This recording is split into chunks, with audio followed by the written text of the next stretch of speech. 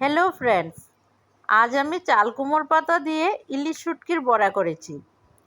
পাতাগুলি আমার বাড়ির গাছের। আমার বাড়িতে একটা ছোট চাল কুমড়োর গাছ হয়েছে, সেখান থেকে পাতাগুলি নিয়ে এসেছি। যেহেতু গাছটা ছোট, পাতাগুলিও ছোট ছোট। পাতাগুলি ভালো করে ধুয়ে নিয়েছি। এখন নুন মাখিয়ে কিছুক্ষণ রেখে দেব। ভালো করে নুনটা মাখিয়ে নিয়েছি, এভাবে কিছুক্ষণ রেখে দেব। তেলটা গরম হয়ে গেছে, পেঁয়াজ কুচি দিয়ে দিয়েছি।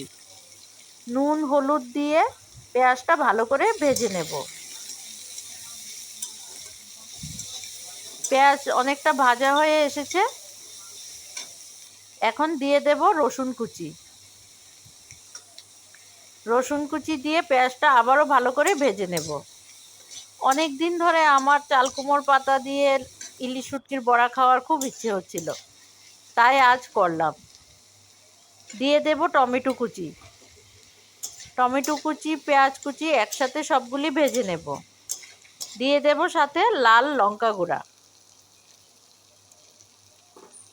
শুটকি ভর্তা যেভাবে করে ওইভাবে এটা করে নেব ভর্তাটা।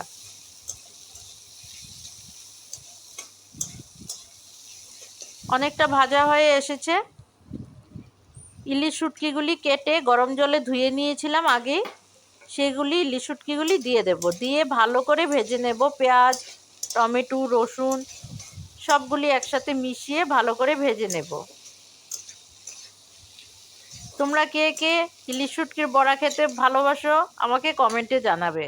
আমার কিন্তু খুব ভালো লাগে। হয়ে গেছে, এখন নামিয়ে নেব। একটা একটা পাতাতে দিয়ে দেব একটা করে ইলিশ শুটকি আর পেঁয়াজ।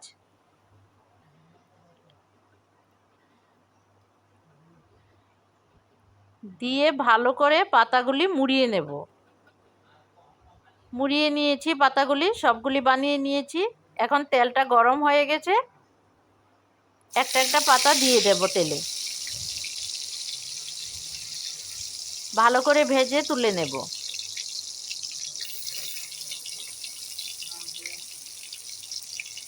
সবগুলি দিয়ে দিয়েছি একটা একটা করে। এক সাইড হয়ে গেছে, উল্টে দিয়েছি। গরম গরম ভাতের সাথে দারুণ লাগে। হয়ে গেছে, নামিয়ে নিয়েছি। কেমন হয়েছে জানাবে কমেন্টে। Thank you for watching.